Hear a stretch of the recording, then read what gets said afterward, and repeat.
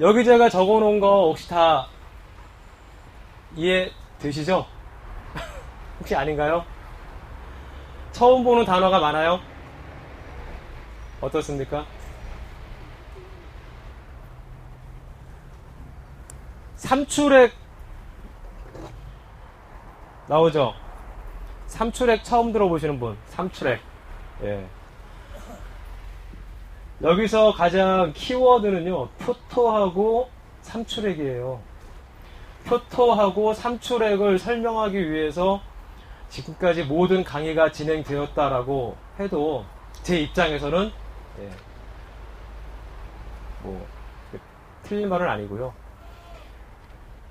표토라는 것은 밥 표면으로부터 대개 5cm에서 10cm 조금씩 차이는 있는데 이만큼을 넘어가진 않아요. 이만큼. 그러니까 10cm를 절대로 넘어가진 않는다.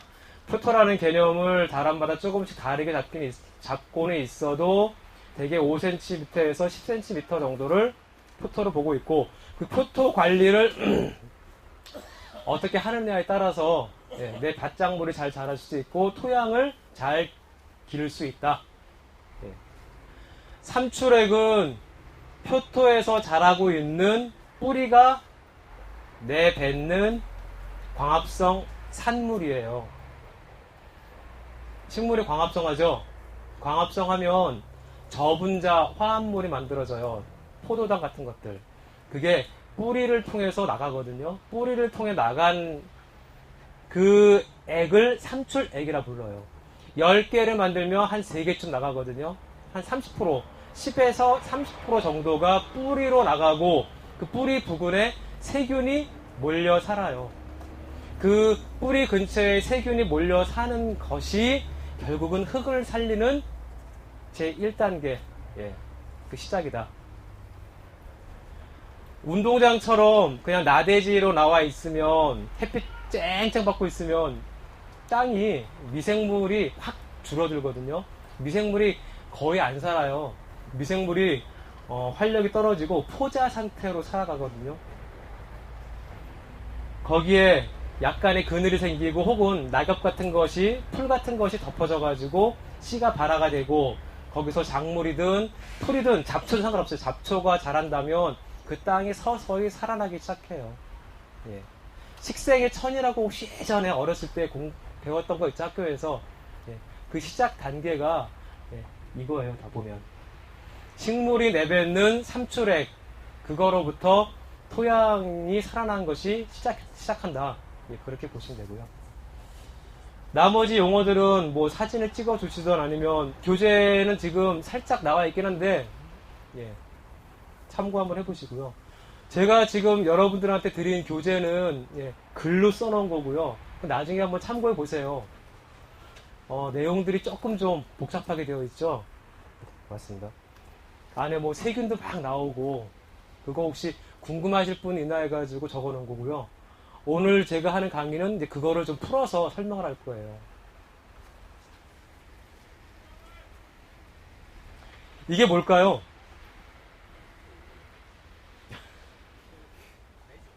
네? 찰흙이에요, 찰흙. 찰흙도 흙이죠. 좋은 흙일까요? 아니면 나쁜 흙일까요? 작물을 키운다는 관점에서 보면 좋은 흙은 아니겠죠. 이유가 뭘까요? 네? 그렇죠. 배수가 곤란하죠. 보수는 좋죠. 물을 잡는 힘, 보수력은 좋은데 배수력이 떨어지죠. 그럼 배수력이 떨어지면 뭐가 안 좋죠? 식물한테? 네?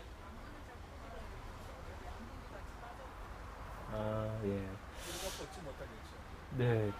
다 맞는 얘기거든요. 맞는 이야기인데 핵심은 뭐냐면요. 뿌리는 산소 호흡을 해요. 사람처럼. 산소가 필요해요. 근데 배수가 안 된다는 이야기는 이 흙 입자 사이사이의 공극이 다 물로 채워져 있다. 그런 뜻이에요. 그러니까 공기가 없다는 얘기예요. 공기가 드물게 되면 산소가 적은 거죠. 산소가 적으니까 뿌리가 산소 호흡을 못해요. 여러분 지금 밭 여기 보시면 밭이 부슬부슬한 밭도 있고 그냥 딱딱한 밭도 있죠. 딱딱한 밭인데도 작물이 잘 자라는 케이스도 있고 아닌 케이스 있는데 딱딱한 밭이라 하더라도 살짝 호비를 깨보면 안에 부슬부슬한 케이스가 많아요. 겉이 딱딱해도 속까지 딱딱한 건 아니거든요. 겉에 딱딱해도 속에는 애지간히 공기가 들어가 있으면 작물 자라는데 큰 지장은 없다. 하지만 그 상태가 지속되면 좋을 건 없죠. 산소가 부족해지니까.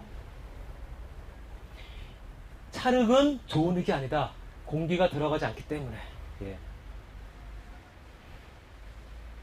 여러분들은 비닐 멀칭 안 하죠? 하고 싶은 혹시 생각이 가끔 들 때가 있나요? 이렇게 5평, 10평 할 때는 그런 생각이 안 들 거예요. 근데 200평, 300평, 1000평 하다 보면 자연스럽게 풀 잡다 보면 풀이 안 잡히면 옆에 농장 보니까 밭을 보니까 막 잘 자라고 있어. 보니까 비닐 멀칭이 되어 있다. 근데 우리 밭은 풀밭이다. 그러면 이제 비닐을 한번 써볼까라는 생각이 들죠. 자연스럽게. 제가 지금 관여하고 있는 밭도 그래요. 옆에 비닐 쓰시는 분들은 막 다 잘 자라고 있어요. 근데 저희 밭은 풀이 더 잘 자라요. 그 풀 사이사이에 작물이 자라고 있죠. 그 풀 잡는 거는 기계로 하기 힘들죠. 사람이 해야 되죠. 그리고 일이 힘들고 고되게 되죠. 그래서 비닐을 쓰게 되는 겁니다. 농부들이 일부러 땅을 죽인다고 하는 비닐을 일부러 쓰는 것이 아니라 어쩔 수 없이 쓰는 경우가 많아요.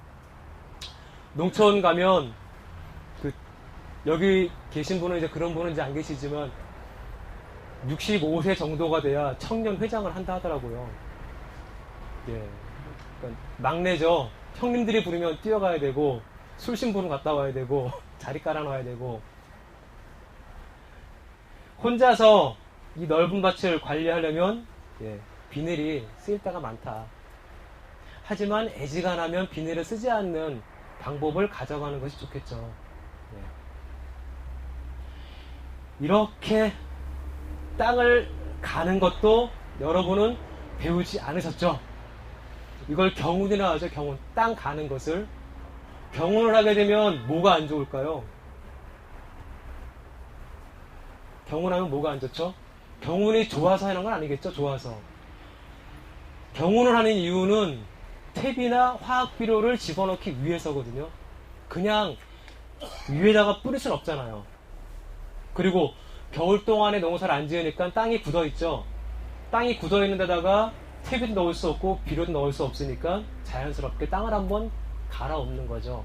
근데 돌을 지나쳐서 이렇게 곱게 갈아놔요. 땅 안에 있는 미생물이 많이 죽어요.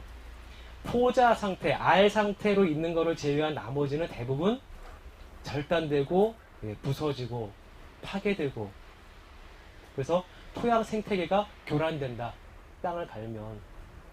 근데 또 이렇게 안 해놓으면 퇴비든 비료든 넣기 힘들겠죠. 참 딜레마예요. 그래서 이 넓은 땅을 혼자서 관리한다 그러면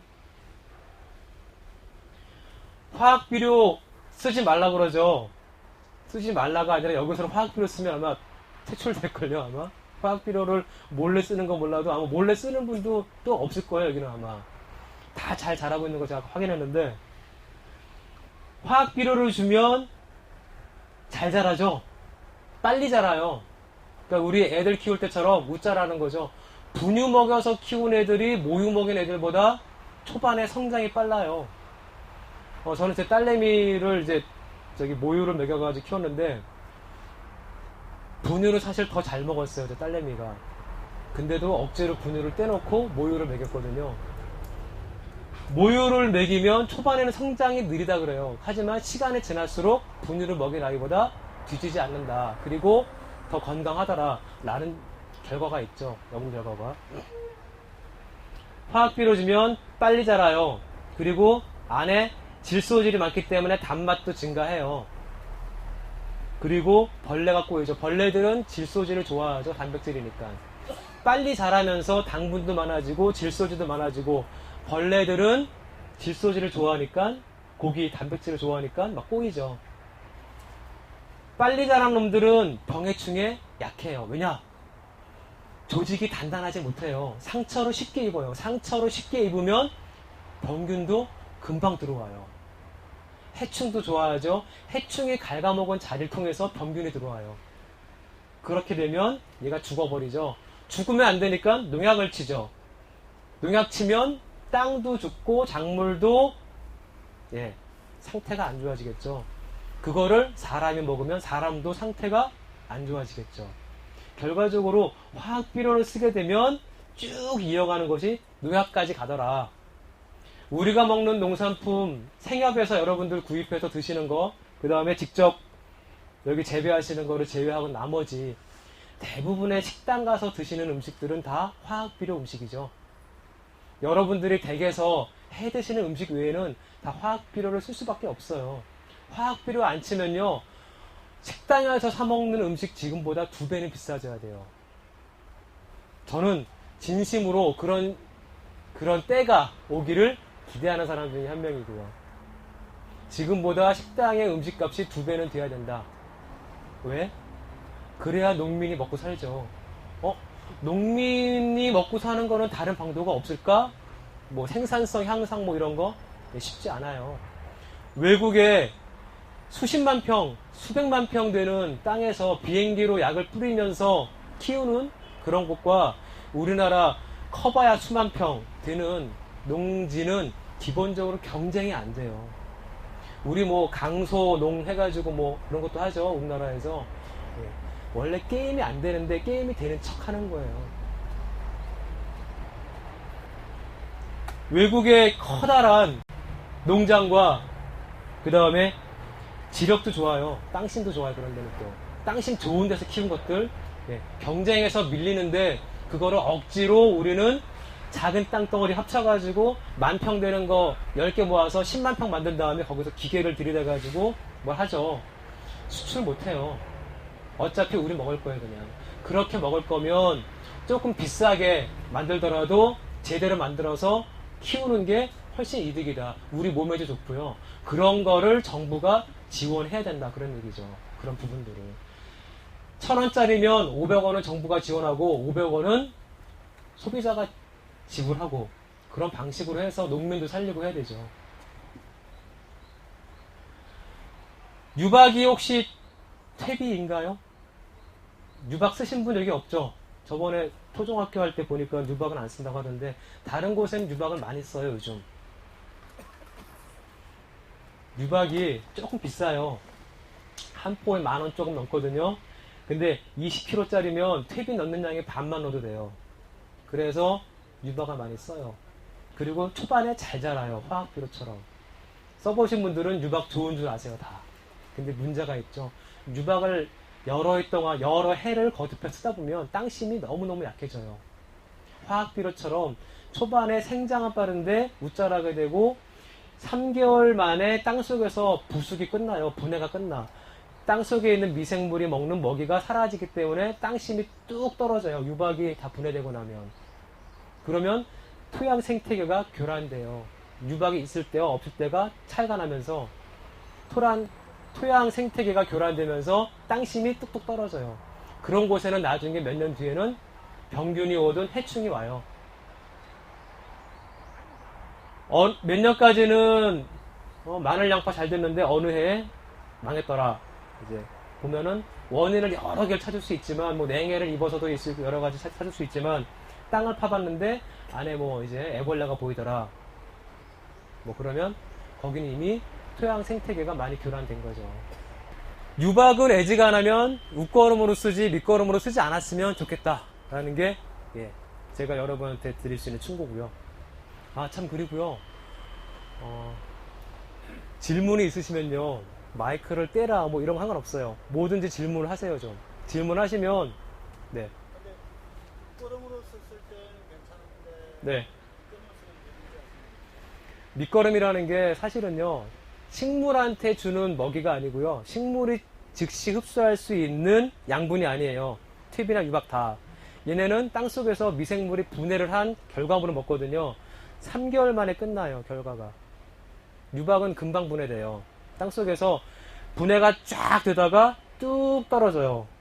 그러면 땅속 미생물들이 갑자기 아사가 되죠. 굶어 죽죠. 그러면 괜찮아.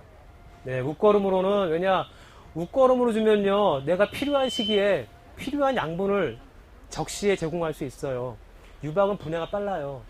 지금 딱 꽃이 핀다. 지금 열매를 맺고 있다. 내가 오늘 수확을 했다. 그러면 구덩이 파가지고 유박을 넣어주세요. 네, 그러면 효과가 좋죠. 근데 밑거름으로 애초부터 쓰는 거는 좀 조심해야 된다. 왜냐하면 감자 키우는데 100일밖에 안 걸리죠. 네, 감자 키울 때 유박 필요해요. 근데 감자가 끝나고 나면 땅속의 미생물도 사라지는 거예요. 그러면 미생물 상이 뚝 떨어지면서 포자 상태로 돌아가요. 먹이가 없으니까 얘들이 활력이 떨어지고 포자로 돌아가요. 그러면 토양 미생물 상이 확 이게 협소해지면서 땅심이 떨어지게 돼요. 그 땅이 병해충에 강한 땅이 아니라 병해충에 약한 땅으로 돌아가게 돼요. 땅속에 미생물 먹이가 많아야 이게 풍부한 먹이 사슬과 먹이 그물을 거느리게 되거든요. 혹시 제가 지금 하는 말씀 이해 안 되시는 분 계세요, 혹시? 이해가 안 되면 그때그때 질문해 주세요. 이해가 안 돼도 질문해 주시고, 재밌어도 질문해 주시고, 무슨 질문이든 제가 다 받을게요. 이런 땅이 좋은 땅이다. 이 흙이 어느 흙이냐면요. 기무라 아키노리라고 하는 일본의 기적의 사과. 뭐 이런 다큐멘터리를 보신 분도 있을 거고 도서관에서 책을 빌려보신 분도 계실 텐데, 기적의 사과라 그래가지고 일본에 한 10년 가까이 7년인가 8년 동안을 과수원인데 사과를 퇴비도 안 주고 비료도 안 주고 그냥 풀만 키워서 그 7년 8년 만에 꽃을 피우고 사과나무 열매를 맺게 한 분이에요. 이분이 첫 몇 년 동안은 너무 힘들어가지고 주위에서 막 이런 다 녹음되는 거죠. 이런 또라이, 일본말로 빠가야로 그랬겠죠. 빠가야로 빠가야로 하면서 비료도 안 주는데 당연히 나무가 비실거리죠. 꽃은 못 피워요. 꽃이 못 피우면 사과가 안 열리겠죠. 그거를 몇 년 동안 하고 있으니까 주위 분들은 마찬가지고 친구들도 떠나고 친척들도 이제 그만해라 막 말리고 가족들도 말리고 나중에는 죽으려고 목매달아 죽으려고 나무 이렇게 했는데 보니까 산에 복숭아 나무가 잘 자라고 있는 거를 본 거예요. 쟤는 아무것도 안 했는데 뭘 준 게 없는데 왜 잘 자랄까? 열매는 저렇게 잘 맺고. 그래서 거기서 더 힘을 얻고서 열심히 또 풀을 키웠죠. 결과적으로 다른 주변에 있는 밭들보다 훨씬 과수원보다 사과가 잘 열린대요. 그리고 이 사과는 그냥 거의 자연재배죠. 네, 가격이 비싸요. 그리고 사과 열매가 열리면 이 사과는 썩질 않는데요. 그냥 상온에 놔두면 1년 동안 쭉 지나가면서 그냥 말라버린대요. 그냥 썩지를 않고 질소보다는 탄소질이 많아서 썩지를 않고 쭉 말라가기만 해요. 사과 맛도 좋고 사과 값이 아마 다른 사과에 비해서 2배 이상 비싸다 그래요. 태풍이 왔을 때 옆에 있는 과수원에서는 뿌리째 나무가 뽑혀나갔는데 이 농장에서는 거의 피해가 없더라. 자연재배를 하면 그런 힘이 있는 거죠. 이런 흙을 만들어야 된다. 이런 흙을 만드는데 퇴비가 도움되는 거죠. 잠깐 여기서 영화를 한 편 제가 좀 소개할게요. 한 2편인데 혹시 인터스텔라 보신 분 계세요? 네. 영화 내용이 뭐였나요? 이게 휴먼 드라마였나 공상과학 영화였나요? 이거 다양한 요소가 있죠. 아빠와 딸에 대한 사랑 얘기도 나와요. 눈물 없이 볼 수 없는 영화긴 한데 저는 이 영화를 보면서 어떤 느낌을 받았냐 하면요. 농사를 경시하는 영화다. 지구가 기후온난화 때문에 결과적으로는 옥수수밖에 이제 못 키우는 거예요. 옥수수밖에는 거의 작물이 남아있지 않은 미래 시대예요. 지금 수십 년 뒤. 거의 2050년인가 막 그럴 거예요. 지금으로부터 수십 년 뒤인데 작물이 거의 안 자라는 그런 환경으로 변한 거예요. 이분은 원래 나사의 우주 비행사였어요. 원래가. 농사짓는 농부예요. 지금은. 농부인데 농사를 때려치고 우주로 나가요. 우주 나가가지고 지구에 있는 사람들을 구출해낼 수 있는 곳을 발견하고 다시 돌아오거든요. 농사로 지구에서는 살 수 없으니까 우주선을 타고 지구를 탈출해요. 농사가 지구를 구원하는 것이 아니라 과학 기술, 과학 문명이 인류를 구원한다. 그런 메시지가 안에 담겨 있어요. 그래서 인터스텔라 영화를 보면서 제가 좀 나중에 좀 불편했는데 농사를 경시하더라. 근데 인터스텔라 뿐이 아니라 미국에서 나오고 있는 헐리우드 영화는 요즘 그 성향이 그래요, 좀. 이게 마션이거든요, 마션. 화성을 가는 거예요. 화성 탐사. RSO라고 하는 화성 탐사호를 타고서 가요. 근데 이 와트니 박사라고 하는 양반만 화성에 남게 돼요. 로빈슨 크루소처럼 혼자 남게 돼요. 혼자 남은 와트니는 자기 먹을 게 없으니까 안에 있는 우주선을 뒤져가지고 먹을 걸 찾아내요. 감자를 발견했어요. 추수감사절까지 뜯지 말 것이라고 쓰여있는 감자를 찾아내고 이 감자를 먹어요. 먹다 보니까 자기가 살 날을 보니까 감자의 개수가 몇 개 남았냐에 따라서 자기가 살아갈 날짜가 정해지는 거죠. 너무 황당한 거야. 그래서 감자를 심어요. 키워요, 이렇게. 화성에 물이 없으니까 물을 직접 만들어가지고 밖에 있는 화성의 흙을 퍼와서 키워요. 그러면 이 식물이라는 건 기본적으로 무슨 양분을 먹어야 자랄 거 아니에요. 그 양분을 어디서 얻느냐? 똥에서 얻어요, 똥.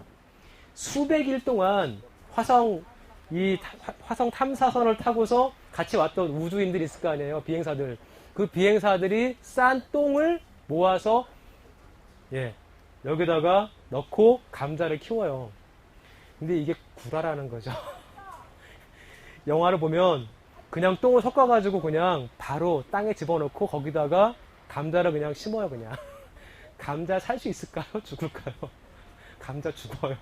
죽는 게 아니라 감자 싹이 나다가, 싹은 날 거예요. 싹이 나다가 싹이 그 똥이 분해되면서 올라오는 암모니아 가스 때문에 감자 싹이 제대로 못 자라고 결국은 비실비실 하다가 감자 알이 맺지를 않을 거예요. 이 영화의 원래 소설에서는 조금 자세히 퇴비 만드는 과정을 설명하고 있지만 영화는 그냥 집어넣어 버려요. 그래서 제가 영화를 보면서 제가 또 퇴비를 또 이렇게 강의하는 사람으로서 참 갑자기 순간적으로 재미가 반감돼 버린 그런 경험이 있고요. 또 하나 문제점이 재배에도 문제가 있다. 감자를 수확하자마자 다시 심어요. 감자를 뽑아서 큰 거는 먹고 작은 거는 다시 심어요. 그러면서 하는 얘기가 자연 유기농 화성 감자라고 해요. 유기농 당연히 약을 치지 않았으니까 유기농이겠죠. 근데 유기농이라는 게 약만 안 치면 유기농인가요? 키우는 방식 자체가 유기농이 돼야 되죠. 감자를 그냥 묻어버려요. 다시 그냥. 날 거야 안 날 거야 이거. 감자가 우리 가을에 심어요? 겨울에 심어요? 봄에 심어요? 네, 봄에 보통 심죠. 가을에 심는 것도 있긴 있어요. 하지만 그냥 심으면 안 나요. 왜 그럴까요? 휴면 타파라 그래가지고 감자는 잠을 잤다 깨어나야 돼요. 서늘한 영상 5도씨에서 약 30일 이상, 제일 짧은 것도 어떤 거는 2개월 이상, 품종에 따라 달라요. 여러분들이 대부분 많이 심는 수미 이런 종류는 2개월, 그 다음에 대서라든지 이런 애들은 뭐 한 30일에서 40일이면 휴면 타파가 되기 때문에 심으면 감자 싹이 나와요. 얘는 바로 심었죠. 감자가 안 나와요. 이 온도에서 휴면 타파가 안 돼요. 그래서 이 영화를 보면서 제가 재미가 뚝뚝뚝 떨어지는 경험을 했다. 제가 이 말씀을 영화를 봤던 소감 말씀드리는 건 뭐냐면요. 뭔가를 한다라는 건 조금 제대로 알 필요가 있다. 여러분들 오늘 지금 퇴비 만드는 거 공부하실 거죠? 퇴비를 만드시는데 조금 제대로 공부를 해야 퇴비를 쓰시지, 안 그러면 나중에 저 욕해요. 야, 그때 퇴비 만드는 거 뭐 해줬는데 구라다. 제대로 된 게 아니라 내용이 뭐 제대로 퇴비도 안 되고 뭐냐 도대체 이거. 그럴 수 있거든요. 오늘 한번 제대로 시간은 좀 짧긴 하지만 한번 공부를 해보죠. 퇴비라는 건 전 시간에 한번 설명을 들으셨죠? 예, 퇴비는 미생물의 밥이자 집이다. 예. 퇴비는 직접 주면 식물이 먹지 않는다. 미생물이 분해를 해야 된다. 그 미생물은 퇴비 재료에 붙어서 퇴비 재료를 막 먹고 거기서 분해한 산물, 분해 산물을 먹는다. 그런 거죠. 사람의 몸을 구성하는 건 82종인데 우리가 화학비료를 키울 수 있는 화학비료는 몇 가지 안 돼요. 화학비료 많아봐야 10몇 가지예요. 복합비료라고 해봐야 4가지. 제일 많은 게 8가지. 화학비료를 키울 수 있는 작물은 많지만 화학비료에 들어가 있는 성분은 몇 가지 안 되더라. 우리 복합비료 하면 온갖 것이 다 들어가 있는 것처럼 느껴지죠. 복합비료는 사실 퇴비예요. 퇴비는 수십 종의 양분이 들어가 있어요. 네. 퇴비를 주면 다른 걸 줄 필요가 없는 거죠. 화학비료 주면 그때그때 필요한 게 많지만 퇴비를 주면 다 되더라. 근데 문제는 뭐냐? 요소비료라 해가지고 하얀색 알갱이 비료가 있어요. 요소비료 한 포대가 제가 비교해놨는데 요소비료 한 포대에 들어가 있는 질소질, 질소거름이 소똥퇴비 3톤보다 많아요. 소똥퇴비 3톤을 땅에 넣어도 요소비료 한 포대만큼도 질소질이 없어요. 화학비료가 그래서 녹색 혁명을 일으킨 거죠. 지구상에 있는 많은 굶주림을 사라지게 했죠. 인구를 증가하게 하고. 하지만 빛이 있으면 그림자가 있죠. 화학비료를 키웠더니 문제는 땅이 약해지고 지력이 약해지고 약해진 지력에 이제는 도저히 자랄 수 없는 품종이 개발돼서 심어야 되고 품종은 요즘 나오는 품종들은요 질소질을 어마어마하게 요구를 해요. 여러분들 요즘 그 흑농 종묘든 뭐 사가지고 씨앗 뿌리죠. 개발을 해서 품종을 개량한 것까지는 다 좋았는데 얘네들은 거름을 엄청 먹는 애들이에요. 일반적으로 화학비료를 주면 잘 자라는 애들이에요. 거름을 주면, 퇴비를 주면 모자라다고, 부족하다고 아우성을 치는 그런 애들이죠. 이런 비교를 보게 되면 와 이거 화학비료를 주면 그만 쉬울 텐데 왜 힘들게 할까? 땅심이 약해지죠. 땅심이 약해지면 병해충 금방 오고 병해충이 오면 농약을 쳐야 되고 농약을 치다 보면 다시 악순환이 시작되는 거죠. 퇴비를 주면 어떤 효과가 있나? 땅속의 퇴비 안에 미생물이 산다고 그랬죠. 미생물이 이렇게 이 미생물이 내뱉는 접착제예요. 미생물은 발이 없으니까 어딘가에 붙어 살거든요. 그놈들이 접착성 물질을 내면 걔네들이 토양 입자를 붙잡아요. 토양 입자를 이렇게 붙잡다 보면 얼기설기 토양 입자가 뭉쳐요. 뭉쳐서 떼알 구조를 만들고 떼알 구조 사이사이에 공국을 만들어요. 그 공국에 미생물이 살고 물이 드나들고 공기가 드나들면서 산소와 이산화탄소가 교환이 돼요. 뿌리가 지나가고 땅을 좋게 만들어준다. 그리고 그 안에 미생물을 살게 해주고 미생물을 먹는 작은 벌레들을 살게 해주고 그 작은 벌레를 먹는 또 다른 벌레, 더 큰 동물이 살게 하더라. 결과적으로 퇴비를 주면 토양 생태계가 살아나요. 그렇게 몇 년 하다 보면 땅이 좋아지죠. 퇴비, 즉 유기물이죠. 퇴비를 주면 미생물이 분해해서 작물이 흡수하더라. 퇴비 역할은 토양의 화학성과 생물성을 개량해준다. 생물성이라는 건 토양 생태계를 살아나게 하는 거고 화학성이라고 하는 거는 토양의 양분을 공급해 주는 거죠.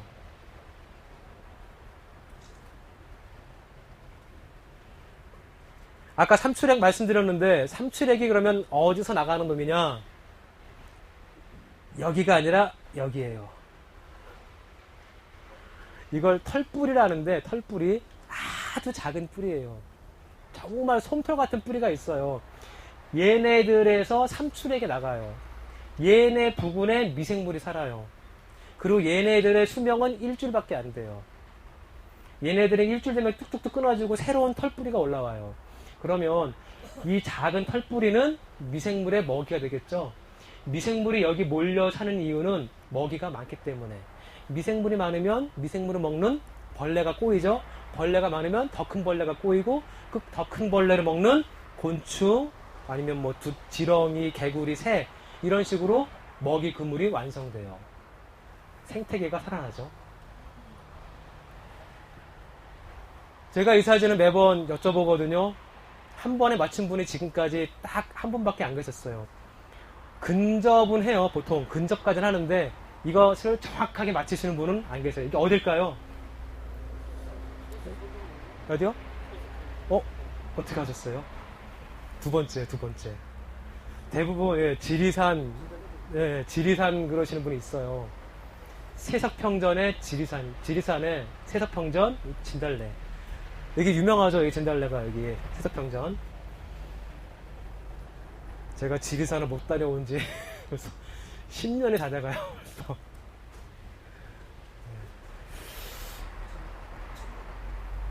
진달래를 제가 해놓은 이유가요. 진달래, 철쭉, 흔히 볼 수 있는 주변에 저희 아주 익숙한 나무죠. 척박한 토양에서 잘 자라요. 다시 말하면 척박한 토양에서 대부분의 작물이 못 자라요. 근데 얘네들은 척박한 토양에서도 자라요. 척박한 토양에서도 자라요.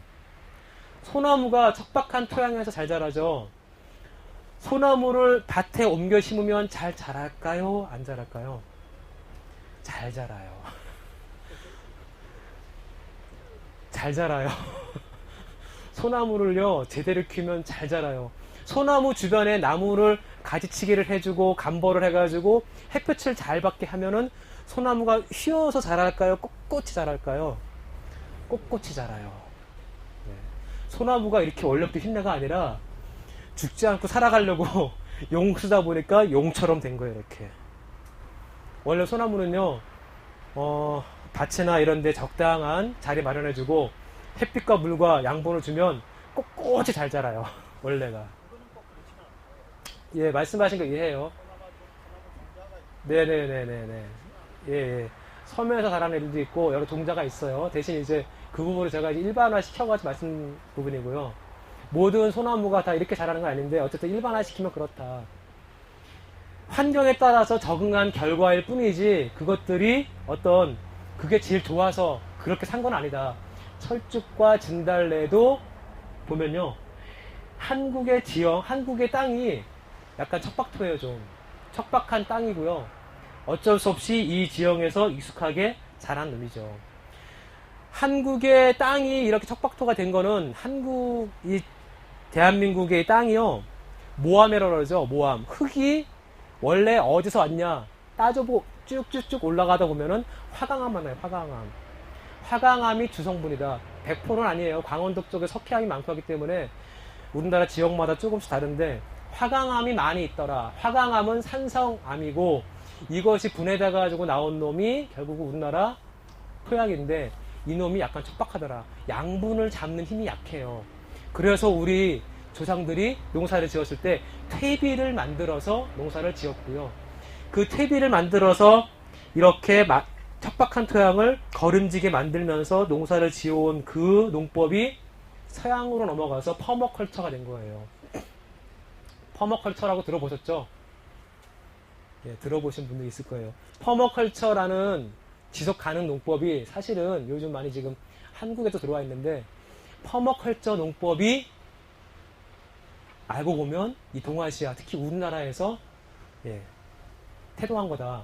그 순환하는 모습을 본 거다. 그런 얘기죠. 좀 전에 제가 설명드린 거예요. 광합성에서 삼출액에 나가고 삼출의 결과 작은 세균, 그 다음에 큰 세균, 곤충, 지렁이, 두더지, 새 이렇게 가는 거예요. 먹이 그물이 완성되는데 그 시작은 식물의 삼출액에서 시작한다. 이런 먹이 그물이 완성되면 토양 생태계가 살아나죠. 퇴비가 필요한 이유가 이렇게 많은 양분을 공급하는 건데 양분 공급은 화학 비료로는 제대로 안 된다. 그래서 요즘 많은 분들이 퇴비를 넣고 나서 화학 비료를 주는 경우도 있어요. 화학 비료로는 다 안 되니까. 근데 우리는 퇴비를 넣으면 이런 거 하나하나 고민할 필요가 없다. 그런 거죠. 사진, 네. 퇴비는 그냥 만들어지는 건 아니고요. 퇴비를 만들 때 퇴비의 과정이 필요한데 퇴비가 여러 가지가 있어요. 호기성 발효를 거쳐서 만들어지는 퇴비가 있고 현기성 발효, 보통은 이제 호기성 분해, 혐기성 발효 그러는데 정확한 용어로는 과정이 필요해요. 그리고 여러분들이 구입해서 쓰시는 퇴비는 고온 분해를 거친 것만을 퇴비라 부를 수 있고 그것만 판매할 수 있어요. 6,000원 혹은 뭐 7,000원 주시고 사는 퇴비 있죠. 그 퇴비는 고온 분해를 거친 퇴비다. 왜? 비료법에서 그렇게 정해놨어요. 비료법에서 퇴비를 넣는데 내가 보도 못한 뭔가 이상한 게 자라나고 있어. 잡초인데 우리 여기서는 못 보던 놈이야. 그럼 안 되겠죠. 잡초 씨를 죽여요. 고온 분해에 의해서. 그리고 고온에 의해서 안에 있는 나쁜 병원균을 죽여요. 그래서 일반적으로 판매되는 퇴비는 비료법에 의해서 고온 분해를 거쳐야 한다. 하지만 우리가 만드는 퇴비는 저렇게 고온까지 올라가진 않는다. 예, 퇴비를 많이 쌓아놓으면 이렇게 쌓아놓으면 고온으로 올라가지만 우리가 만드는 퇴비 대부분은 저온 발효다. 그래서 판매되는 것처럼 이놈을 심었을 때 잡초가 나올 수도 있고 병원균이 있을 수 있다. 그럼 그런 거 왜 만들어 쓰죠 우리가? 네, 병원균은 우리가 전멸시킬 수는 없어요. 여러분 우리 살면서 우리 생활 주위에 있는 모든 병균을 죽이면서 살아가나요? 이렇게 한계가 있죠. 곰팡이 제로라고 하는 뭐 그런 제품도 있는데 뭐 이렇게 뿌리면 곰팡이 죽겠죠. 포자 뭐 죽이고 뭐 하겠죠. 근데 걔네를 제외한 나머지 곰팡이가 또 자라나요. 또 몇 가지를 죽이면 나머지 또 몇 가지가 또 번창하거든요. 우리가 제어할 수 있는 게 아니에요. 그럼 미생물들은 원래가. 그럼 뭐냐? 미생물을 그 상태에서 적당히 균형을 맞춰주는 거예요. 좋은 놈 9개면 나쁜 놈 1개. 그러니까 우리한테 이로운 게 9개면 나쁜 거는 1개 정도 해가지고 균형을 맞춘다. 그 균형을 깨지지 않게 해주는 것이 우리가 농사짓는 방법이다. 그러니까 죽이는 게 아니라 힘의 균형을 맞춰주는 거죠. 그게 퇴비가 하는 역할이에요. 퇴비를 만들려면 4가지 조건이 필요해요. 근데 이 4가지 조건 여러분들이 다 아실 필요는 없고요. 이렇게 짧은 시간 안에 모든 내용을 다 담아가기 힘들고 수분만 맞추면 돼. 대부분요. 수분. 물을 맞추면 예를 들어 이런 거예요. 물이 많으면 공극이 작아지겠죠. 공극이 작아지면 공기가 적어져요. 물이 들어가면 공기가 빠져나오거든요. 그러니까 퇴비를 섞을 때 물 양은 반 정도만 들어간다. 반은 비어있다 보면 돼요. 반은 비어있다. 원래 수분은 60% 맞추라는데 60% 맞추기 어렵고요. 대개 한 50%에서 55%쯤 맞춘다라고 보시면 돼요. 60%는 못 맞추고 그보다 조금 물이 부족하다라는 식으로 맞추면 그 빈 공간에 산소가 들어가고 그놈들이 많이 쌓아놓으면 온도가 올라가게 되어 있고요. 탄질비는 여러분이 감으로 맞추셔야 돼요. 탄질비라는 건 갈색 재료와 녹색 재료, 그러니까 질소에 비해서 탄소가 많은 놈이 있어요. 재료가 톱밥, 왕겨, 낙엽, 갈대, 볏짚, 마른 풀 이런 놈들이 탄질비가 높고요. 탄질비가 낮은 건 오늘 여러분들이 가져오신 음식물 찌꺼기, 유박, 쌀겨, 등겨도 있죠. 등겨, 쌀겨, 미강 이런 애들이 탄질비가 낮아요. 걔네들을 적당히 섞어서 탄질비 20에서 30 그러니까 질소 한 개에 탄소가 20개 내지 30개쯤 되게 맞추면 되는 건데 그거를 여러분들이 어떻게 맞추겠습니까? 못 맞추거든요. 그래서 수분 조절만 하면 나머지는 알아서 된다. 탄질비가 맞으면 퇴비가 빨리 신속하게 진행돼요. 만드는 과정이. 하지만 탄질비가 안 맞으면 탄질비가 높다. 즉 탄소가 많으면 느려지고요. 탄소가 적으면 암모니아 가스가 막 나오면서 냄새가 악취가 나요. 근데 그런 걸 여러분들이 맞추기 어렵고 수분을 조절하되 수분을 좀 적게 준다라고 해서 맞추면 대부분 만드는데 실패하진 않아요. 탄질비 참고를 하는데 이거 넘어가고요. 퇴비를 쌓을 때 이렇게 쌓는다. 오늘 여러분과 제가 실습할 거는 퇴비를 섞을 거예요. 섞지 못할 때는 쌓아야 돼요. 양이 많을 때는 쌓아도 된다. 하지만 양이 적으면 섞어줘라. 탄질비가 높은 것과 탄질비가 낮은 거는 섞어서 퇴비를 만들면 돼요. 하지만 양이 많다, 기계를 써야 된다, 그러면 그 정도가 되면 안 되겠죠. 그럴 때는 그냥 쌓아두세요. 쌓아둬도 부숙이 빠르게 진행돼요. 양이 많을 때는 쌓아둬도 부숙이 빠르더라. 하지만 양이 적을 때는 섞어주는 게 좋다. 왜? 미생물이 탄질비가 높은 거 낮은 거 골고루 먹거든요. 미생물은 탄질비가 30, 20에서 30 되는 걸 제일 좋아하는데, 낙엽이랑 섞어 놓으면 낙엽은 높고 음식물은 낮잖아요. 낙엽과 음식물이 다 있어야 돼요. 음식물과 톱밥이 다 있어야 돼. 그러면 그 다 있는 지점에서 이 미생물이 잘 번식을 해요. 무슨 말씀인지 이해되시죠? 혹시 여기까지 이해 안 되시는 분? 오늘 왜 이렇게 조용하죠? 원래 카메라 하는 날은 좀 조용해요, 좀? 혹시, 선생님 혹시 질문 있으세요, 혹시? 선생님. 아까 질문하신 분. 질문 있으세요, 혹시?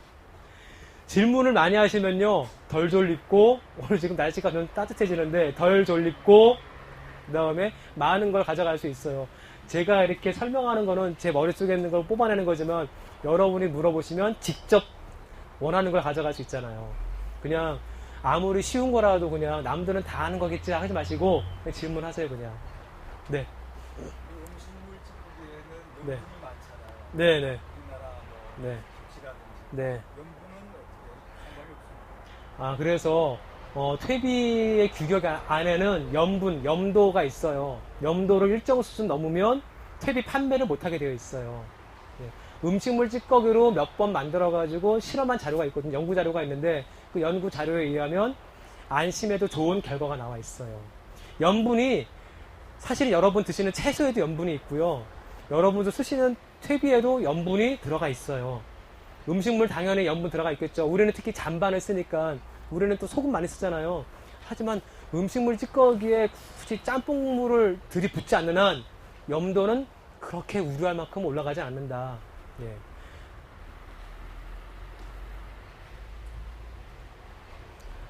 이 그림은 잠깐 보고 넘어갈 그림이에요. 너무 이런 것까지 보여주려고 그러지 마시고요.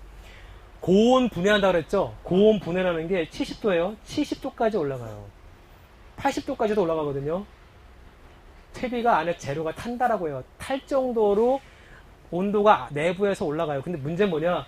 이렇게 올라가면 퇴비 재료가 다 분해가 돼버리거든요. 퇴비 재료가 분해가 돼버리면 우리가 쓸 게 없어지죠. 그래서 고온 분해는 장점도 있지만 단점도 있다. 이렇게 온도가 올라가면 병균이 죽어버리고 잡초 씨가 발화가 안 되게 되겠지만 나중에 퇴비를 넣는데 분해될 유기물이 별로 없더라. 그럴 수 있어요. 어쨌든 이렇게 온도가 높아지더라. 그렇게 온도가 높아질 때마다 한 번씩 뒤집어줘야 온도가 뚝 떨어지죠.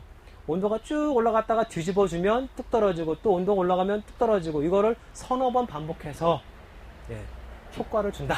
그런 얘기예요. 하지만 우리가 만드는 퇴비는 저렇게 되기는 어렵다. 왜? 여러분이 음식물 찌꺼기 저렇게 많이 가져오시진 않죠. 네. 우리는 어떻게 해요? 자주 모으죠. 자주 모으는 퇴비는 음식물을 결과적으로 저온 발효를 할 수밖에 없다. 그런 얘기예요. 이렇게 많이 모았을 때는 기계를 쓰기도 하고요. 애들이 이렇게 퇴비를 만드는 과정에 참여하기도 하고 안에 뜨거운 것을 바깥으로 내보내고 찬 것을 안으로 집어넣는 거죠. 교반이에요. 그래서 교반 뒤집어주기. 이것도 넘어가고요. 혹시 비료 사용 처방서 보신 분 있으세요? 혹시 비료 사용 처방서 해보신 분? 내 땅의 토양을 검정해 보았다. 농업기술센터에 가져가가지고 검정해 봤다. 내 땅의 토양의 성격을 알고 싶다 그럴 때는요, 내 땅에 5군데 땅을 파가지고 구덩이를 판 다음에 옆에 있는 흙을, 그러니까 쉽게 말해서 땅에 있는 어떤 유기물들을 다 치우고서 땅을 판 다음에 땅 판 거에 바닥이 아니라 옆을 긁어가지고 제출하면 돼요. 5군데 파가지고. 제출을 하면 요즘은 또 5군데가 아니라 몇 군데 더 많았다는데 파서 제출을 하면 농업기술센터에서 공짜로 무료로 이거를 분석해줘요. 그래서 우리 땅이 내 땅이 지금 어떤 상태인지를 어떤 거름이 필요한지를 보여주죠. 근데 이거 꼭 알지 못하도요. 알지 않아도 퇴비를 해마다 정량 주고 있으면 큰 문제가 없다. 몰라도 된다. 그런 얘기죠. 우리 예전에 조상들이, 우리 선배님들이 이거 몰라가지고 농사를 못 지었을까요? 아니에요. 어찌 보면 이런 거죠. 비료 사용 처방서에 의해서 모자란 비료를 사다 쓰십시오. 그런, 네, 숨겨진 뜻도 보이거든요. 모자란 게 이렇게 그래프가 짧은 게 보이면 왠지 여기다 뭔가를 좀 채워주고 싶죠. 근데 요것만 채우려면 어떻게 해요? 퇴비가 아니라 비료를 주면 되겠다. 그런 생각이 들죠. 이거를 이제 흔히 말하는 정밀농법의 한 부분을 보고 있죠. 이거는 제가 관여하고 있는 농장에서 퇴비통, 여러분들 보신 퇴비통이죠. 이거 옛날 버전이에요. 옛날 1.0 버전. 옛날 퇴비통으로 퇴비를 만들어가지고 썼어요. 네. 저 퇴비로 이제 농사를 졌는데, 음식물 퇴비가 일반적인 퇴비보다 에너지가 좀 커요. 에너지가. 왜냐? 분해가 좀 덜 됐거든요. 분해가 덜 됐기 때문에 유기물이 안에 풍부하고, 그래서 땅속에 집어넣으면 작물 잘 자라죠. 대신 조심할 거, 여러분들이 만들어 쓰는 퇴비는 일반적으로 1급 퇴비 있죠? 여러분들 가끔 2급 퇴비 쓰실지도 몰라요. 2급 퇴비가 좀 싸요. 1,000원 정도. 되도록이면 1급 퇴비를 쓰세요. 1급 퇴비. 1급 퇴비가 미생물이 엄청 많아요. 2급 퇴비를 후숙을 시킨 게 1급 퇴비예요. 2, 3개월 후숙을 시키는데, 후숙시키는 과정에서 미생물이 확 늘어나요. 그 미생물을 주는 거예요, 밭에다가. 이 음식물 퇴비를 밭에 주면요, 미처 분해되지 않은 놈들이 밭에서 분해가 되기 때문에 그 사이에 배추든 뭐든 심으면 얘들이 비실거려. 뿌리가 상해요, 잘못하면. 그러니까 정확하게 2주 내지 3주 전에 밭을 만들 때 이 퇴비를 넣어서 밭을 만들어주고, 2, 3주가 지난 다음에 모종을 심는 것이 좋다. 그런 거예요. 이거는 이제 스티로폼으로 음식물 퇴비를 만드는 거예요. 스티로폼에다가 톱밥을 넣고, 톱밥에다가 음식물을 넣어가지고 막 만드는데, 원래 스티로폼 퇴비 만들 때는요, 고기를 넣으면 실패를 해요, 대부분. 왜냐, 고기는 분해되면서 암모니아를 다량 배출하거든요. 악취가 나요. 그래서 저는 일부러 그렇게 해요. 일부러 악취가 얼마큼 나나 확인하려고. 악취가 심해요, 좀. 실내에서 키우면 악취가 많이 나고요. 베란다에서 문을 열고 첫 1주나 2주를 견디시면 그 다음부터 악취가 줄어들어요.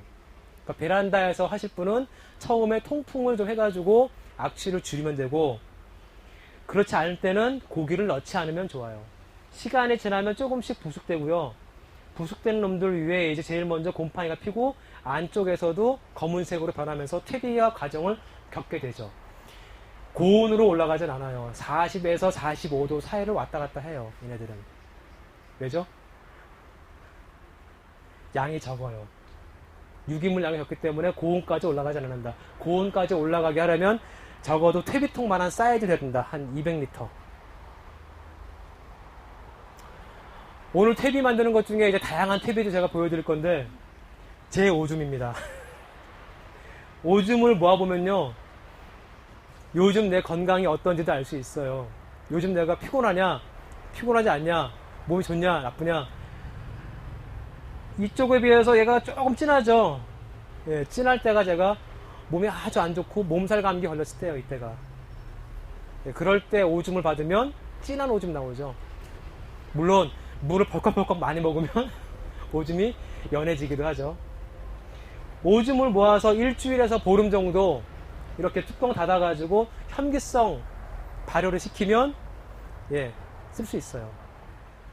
쓸 때는 병뚜껑에다가 오줌을 받아가지고, 병뚜껑에다가 오줌을 받고 그거를 물조루에 집어넣어서 희석시킨 다음에 그거를 뿌려도 되고요.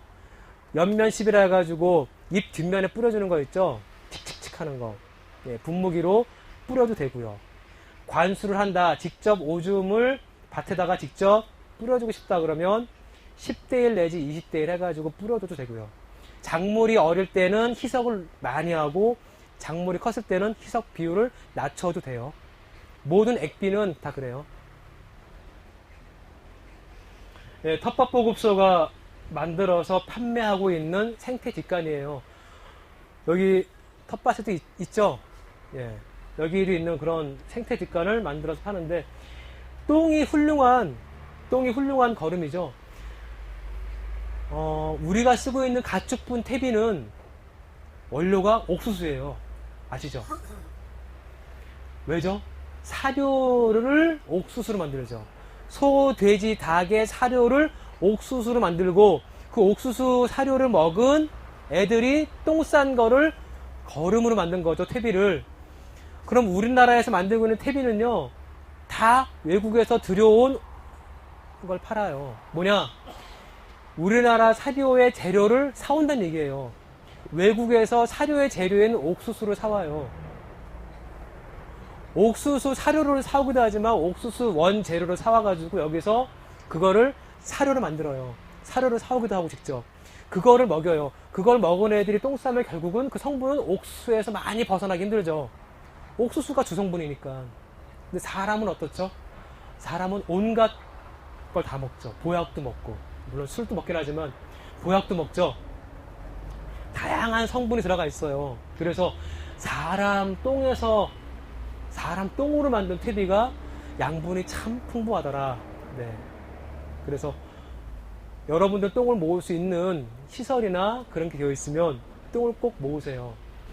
아까 저희 농장에서도 이런 뒷간이 있어가지고 1년에 한 번씩 그걸 하거든요. 1년에 한 번씩 그걸 파가지고 땅에 묻기도 하고 그 자리에서 퇴비를 만들기도 해요. 그거를 퇴비를 쓰는 거죠. 네. 낙엽으로도 퇴비가 되죠. 산에 있는 나무들은 다 이 낙엽이 분해된 양분을 먹죠. 부엽토. 낙엽이 분해된 걸 먹는 거예요. 그리고 거기서 살아가는 작은 곤충들, 벌레들, 동물들이 죽은 시체가 분해돼가지고 나온 것들을 먹는 거죠. 커피 찌꺼기로도 훌륭한 퇴비가 되죠. 커피 찌꺼기는요, 그냥 퇴비 만들 때 섞어줘도 돼요, 그냥. 음식물 찌꺼기처럼 섞어서 만들면 된다. 커피 자체가 훌륭한 영양 덩어리예요. 커피만으로는 약간 규격에 모자랄 수 있지만, 어쨌든 훌륭한 재료다. 난각 칼슘 액비는 뭐 거름이라기보다는 거의 그냥 직흡성 약이죠, 약. 칼슘 부족할 때는 달걀 껍질 부셔가지고 어떤 분은 이제 정성스럽게 햇빛에 말려요 또. 그거를 잘게 부셔가지고 후라이팬에 구워요. 후라이팬에 구워가지고 이렇게 식초에 담아 쓰거든요. 식초에 담으면 녹죠. 칼슘 성분이 녹아가지고 식초랑 어울려져요. 그러면 식초를 희석해가지고 뿌려주는 것도 작물에 되게 좋아요. 식초 성분이 또 작물에 양분이 되거든요. 그래서 식초 희석한 놈에다가 이렇게 달걀 껍질이 들어가 있으면 식초 더하기 칼슘이 들어가는 거예요. 그래서 훌륭한 액비가 되죠. 그래서 이렇게 배꼽 썩은 병이라는 건 칼슘 부족할 때 생기는 병이에요. 그 사과를 보면 가끔 사과에 검은 반점 있는 거 보신 적 있죠? 고두병이라 불러요. 고두병. 그 고두병의 원인도 칼슘 부족인 경우가 많대요. 이렇게 달걀 껍질을 놓으시면 소용이 없다는 거예요. 이 달걀 껍질이 분해돼가지고 칼슘 성분을 이놈한테 전할 때까지는 아주 오랜 세월이 기다려야 된다. 그래서 가끔 보면 달걀 껍질을 이렇게 올려놓으신 분이 있는데 도움이 안 돼요. 식초가 나와야 됩니다. EM 발효액인데요. EM액을 제가 꼭 쓰라고 권장하는 건 아니에요. EM액은 사실은 어떤 거냐면요. 그 원료가 일본의 어떤 연구소가 유용한 미생물 몇 가지를 모아가지고 증식을 시켰어요. 그리고 그 놈으로 다양한 생활에서의 어떤 작물을 키울 때도 쓰고 EM액으로 이렇게 발효시킨 거 보면은 집에서 세수할 때도 쓰고 저희 집사람은 머리 감을 때 쓰거든요. 린스보다 훨씬 좋다면서 머리를 감아요. 근데 EM액이 비싸죠. 한 통에 10,000원씩 하죠. 10,000원 넘는 것도 있어요. 요만한 사이즈가 10,000원 넘어요. 꼭 EM 갖고 쓰지 않아도 되더라. 이거를 밭작물을 키울 때, 작물을 키울 때 여러분들이 쓰는 EM이라 그러면 밭에서 나온 작물로 만든 청초액비를 만들어 쓰면 돼요. 청초액비라는 건 뭐냐면요. 우리 밭에 지금 많은 풀들이 있죠. 그 풀들을 모아가지고 물속에 담가요.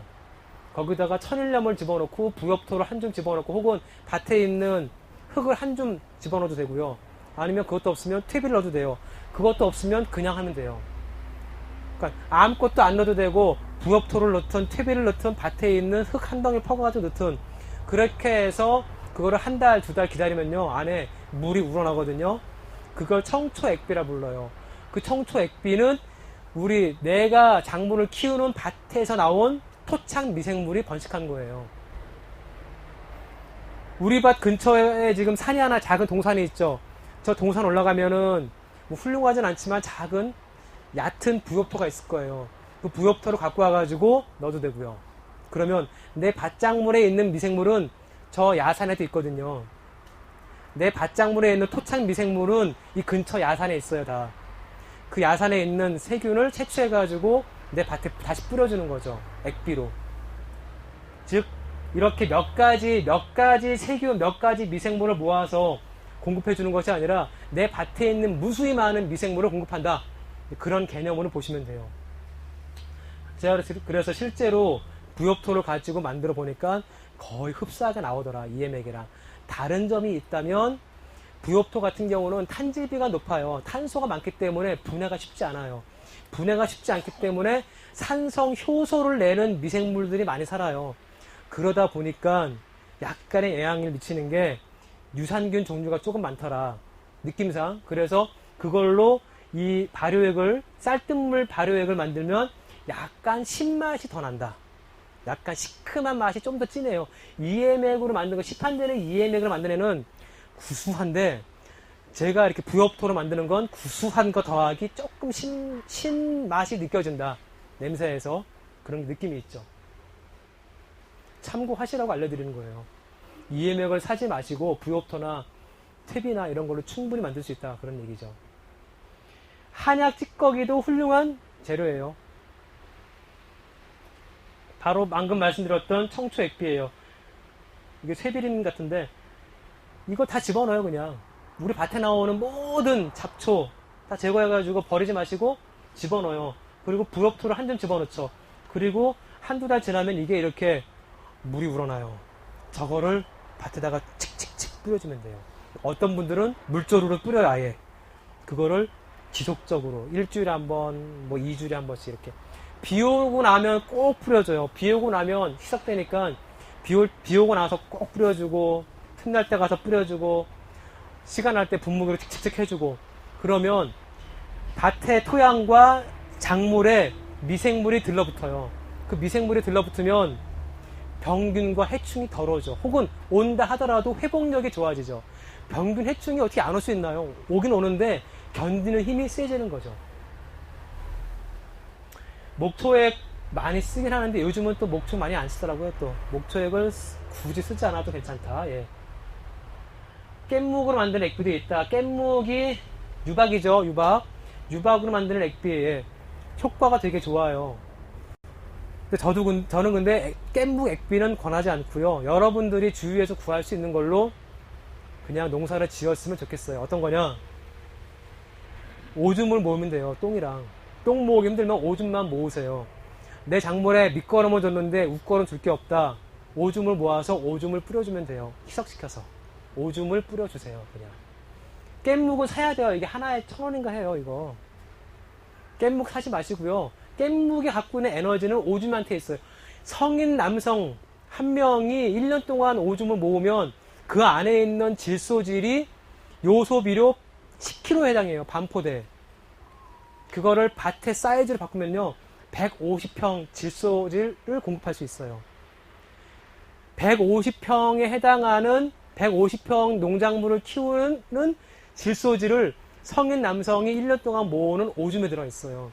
그러면 집안에 있는 식구들이 좀 돌아가면서 같이 모으면 훌륭한 오줌 액비를 모을 수 있죠. 그리고 여러분도 150평 농사 짓지 않죠 지금.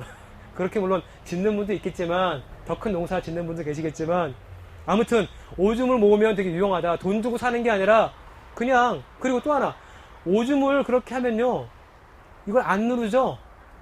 안 누르잖아요. 누르지 않으면 수소값이 절약되죠. 그리고 우리나라 지금 물값 되게 싸죠. 우리나라 대표적인 물 부족 국가예요.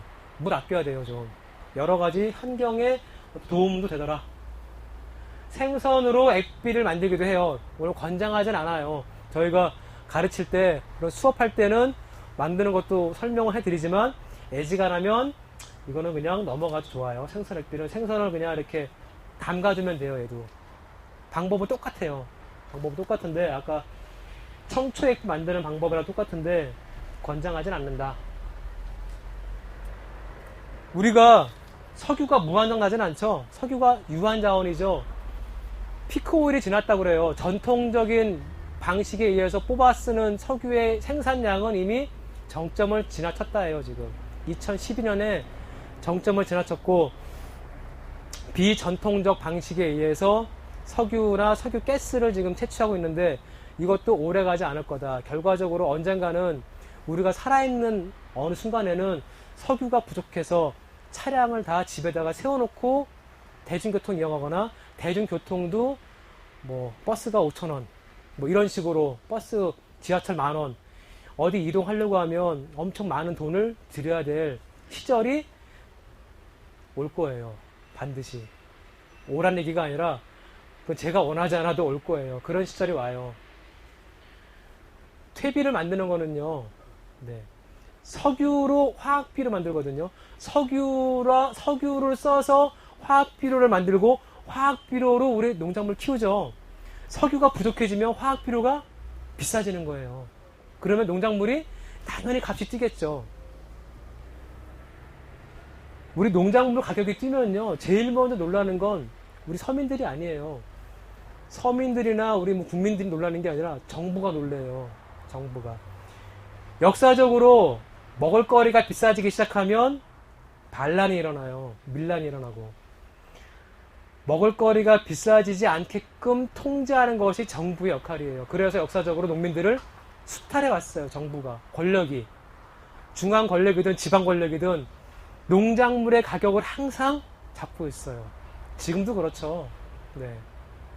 석유가 비싸지면 당연히 농작물도 비싸지고 우리 먹을거리가 비싸지기 때문에, 여러분들이 퇴비를 갖고서 이렇게 농사 짓는 거는 대단히 좋은 걸 지금 하고 있는 거죠.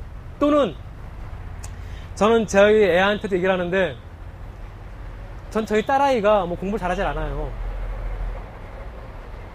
뭘 하던 간에, 나중에 어떤 직업을 택하던 간에 농사는 지을 줄 알아야 된다. 혹은 농사를 짓지 않아도 농사를 짓는 분을 존경해야 된다 라고 생각을 하고 딸아이한테 얘기를 해요.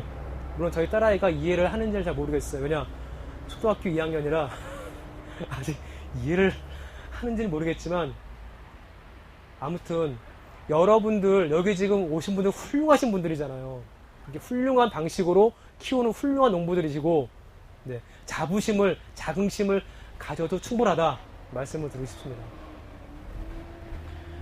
네. 이렇게 경운을 하는 것이 아니라 이 정도만 하자, 그런 얘기예요. 여러분들이 삽으로 땅을 파고 호미질 하는 정도가 이 정도예요.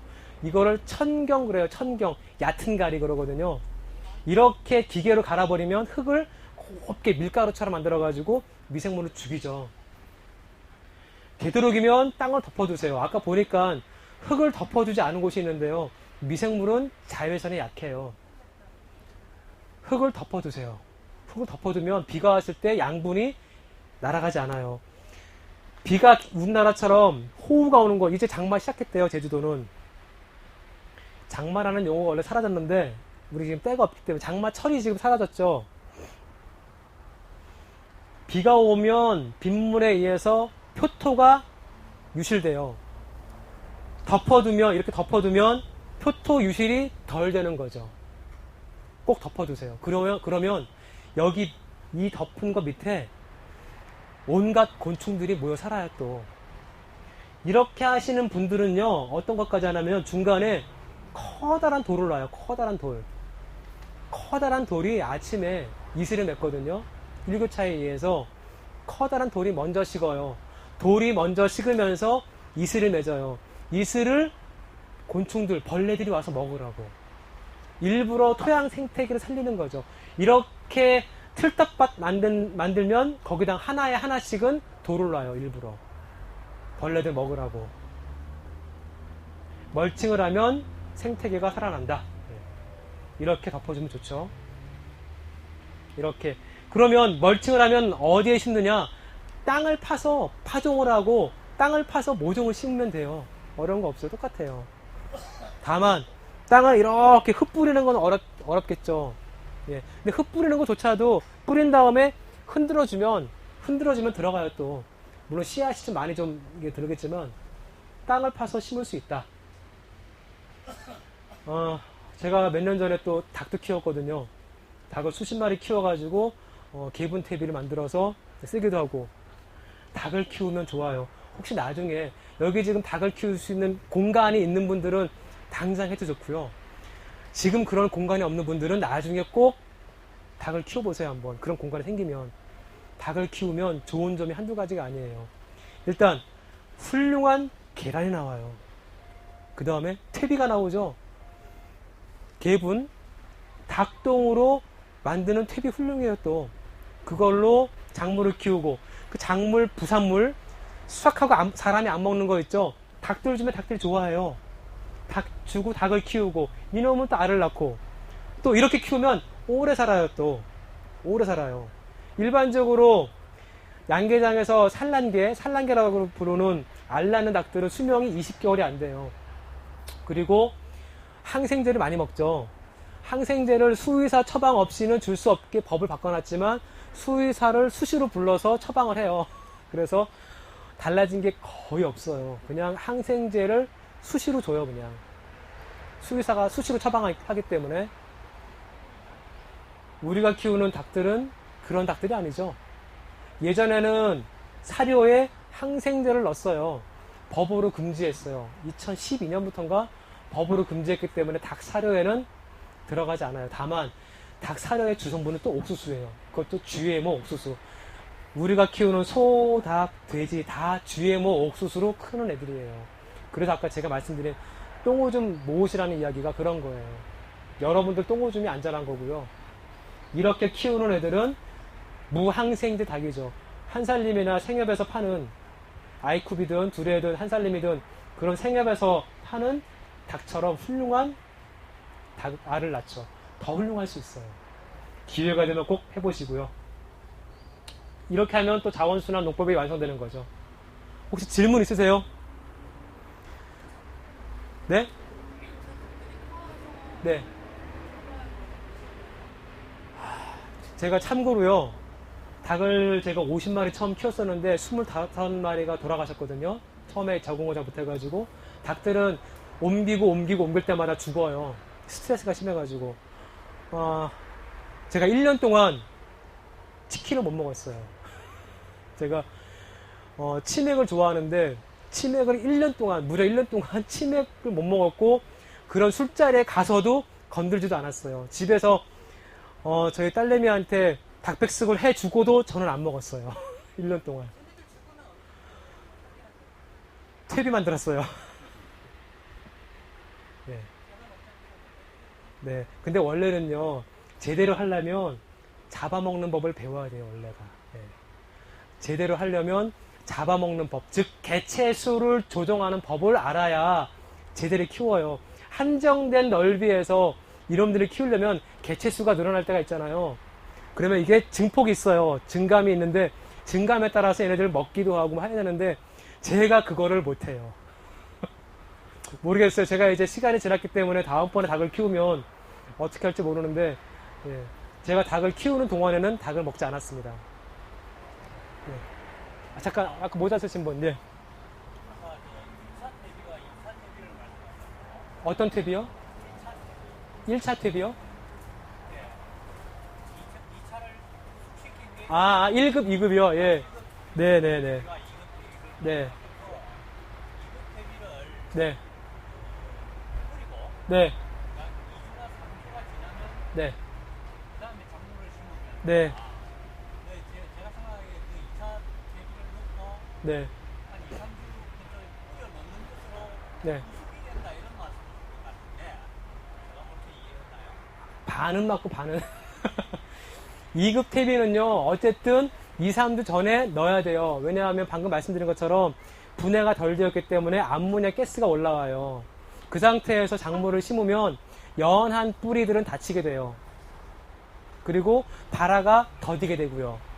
그래서 말씀드린 거고, 또 하나는요, 2급 퇴비와 1급 퇴비의 차이는요, 2, 3개월을 후숙을 시키는 거예요. 수습시킨다라는 것은 가만히 쌓아둔 채로 놔둔다는 얘기예요. 주석거리지 않고. 2차 퇴비를 가만히 놔두고서 이거를 뒤적거리지 않고 교반하지 않고 놔둬요. 그러면 안에서 미생물이 증식을 해요. 그리고 방선균이 많아져요. 방선균은 토양에 있는 유익한 미생물이거든요. 방선균이 많아지면서 얘가 되게 건강해져요. 방선균이 많아지면 병해충이 강해져요. 제가 이때까지 잘 못 알았는지 모르겠습니다만 네, 대비들을 쌓아놓고 네, 충분히 네, 섞인 것이 네. 대비가 된 것이다. 그것 맞죠. 네네. 그럼 그것은 1차 대비입니까? 2급 퇴비를 그래서 1급 퇴비처럼 쓰시려면요, 포대를 쌓아놓고서 1년 정도 후숙시키면 대신 구멍을 뚫어놔야 돼요. 좀 구멍이 있긴 하죠. 퇴비 자루에 보면, 퇴비 푸대에 보면은 구멍이 있죠. 그것보다는 좀 더 많은 구멍을 뚫어놓고요, 1년 정도 비를 맞추지 않고서 이거를 시간을 지내면, 네, 걔가 1급 퇴비에 가까이 가요. 가까이 가는 얘기는 뭐냐면요, 2급 퇴비 같은 경우는 관리를 하는데 2급 퇴비를 관리해서 1급 퇴비를 만드는 거죠. 후숙을 해가지고. 근데 2급 퇴비를 포대를 차곡차곡 쌓아놓은 채로는요, 관리하는 게 아니라 그냥 보관하는 거잖아요. 보관. 이 상태에서는 우리가 원하는 만큼의 방성균이나 그런 것들이 증식하지 않을 수 있다. 그런 얘기예요. 2급 대비를 준비를 그럼 결국은 이제 제가 이야기하는 일반적인 그 대비라는 것은 네. 쌓아서 섞인 것은 네. 2급 대비다. 아, 그게 조금 애매한데요. 2급, 1급은 다 법적 용어예요. 법적으로 우리는 퇴비라는 용어를 쓸 수 없어요. 음식물 퇴비 만들면 그 퇴비가 법적으로는 옳지 않고요. 그래서 1급이냐 2급이냐 말하기 어려워요. 다만 우리가 만드는 퇴비가 법적인 용어에 쓰이는 1급 퇴비처럼 방성균도 많고 토양 미생물이 많아지게 하려면 시간을 두고 후숙을 시키면 돼요. 그러니까 선생님 말씀하신 거 80%에서 90%는 맞는 이야기고요. 용어적인 면에서는 조금 다를 수 있어요. 법적으로는 1급과 2급이라는 것은 용어는 못 써요, 우리가. 판매용으로. 네네. 그 1급과 2급이라는 것은 그 뒤에 뭐 1급 대비라고 이야기를 합니까? 아니면 다른 1급 비료라고 이야기합니까? 퇴비요. 네. 가축 부산물 퇴비. 예. 1급 가축 부산물 대비, 네. 2급 가축물 대비 이렇게 이야기를 한다면 네. 그러면 그 2급 가축 부산물 대비를 만드는 과정은 똑같아요. 똑같은데 2급을 만들고 나서 그냥 판매하면 2급 퇴비고요. 그거를 모아서 후숙을 시키면 가만히 쌓아서 관리를 하면 그게 1급 퇴비가 되는 거예요. 1급 대비와 2급 대비 가장 큰 차이점은 그거예요. 후숙 과정이 있냐 없냐 그 차이예요. 네네. 그러니까 그 구수 과정이라는 것이 저는 지금 궁금한 것이 뭐냐면 네. 그 대비를 만드는 그 과정과 네. 어디까지를 한 것이 대비라고 이야기를 할 수, 2급 대비라고 이야기를 할 수 있고, 우숙을 시킨다라고 말씀을 하시는데, 그 우숙이라는 것이 어떤 과정, 어디까지가 2급이고, 어디까지가 우숙이 어떤 방법이냐, 네. 이런 이야기. 이걸 보여드릴게요. 이렇게 고온까지 올라가서 내려왔다가 다시 살짝 내려가거든요. 이 과정에 쭉 가게 돼요. 예를 들면 이런 거, 여기까지가 된 게 2급 퇴비예요. 여기서 이 정도 한 3번 정도 올라갔다 내려갔다 하잖아요. 요거를 마치고서 판매를 하면 2급 퇴비예요. 2급 퇴비고요. 그러고 나서 이렇게 요거를 멈춘 상태에서 판매를 하지 않고 쭉 보관을 해요. 계속 관리를 해요. 그럼 쭉 가요. 그럼 온도가 안 올라가요, 더 이상. 이미 이렇게 온도가 올라갔다 내려오는 놈은요, 안에서 상당 부분 된 거예요. 여기다가 물을 넣고 산소를 넣어가지고 굳이 뒤적거리지 않는 이상엔 온도가 안 올라가요. 그 놈을 쭉 관리를 하면 1급 퇴비가 돼요. 그 관리라는 것은 네. 그 관리가 비를 맞히지 않는 거예요. 비를 맞히지 않는 거. 비를 맞히지 않고 구멍 뚫어서 보관하는 네, 비를 맞히지 않는 거. 비를 맞히면 비 맞히면서 물이 들어가고 구멍 뚫는 대로 산소가 들어가면 또 이게 온도가 올라가요. 그렇게 온도가 올라가면서 발생할 암모니아 가스 나오죠 또. 그게 비를 맞은 끝내야 되죠. 다시 온도가 실습하는 온도가 저기요, 혹시, 저기, 죄송한데요. 11시 반에 원래 제가 끝내기로 했는데, 시간이 오버됐고, 그 다음에 실습을 해야 되기 때문에, 실습장에 가가지고, 일단은 실습을 하고요. 선생님은 제가 일단 끝난 다음에 개인적으로 제가 답변을 드리는 걸로 할게요.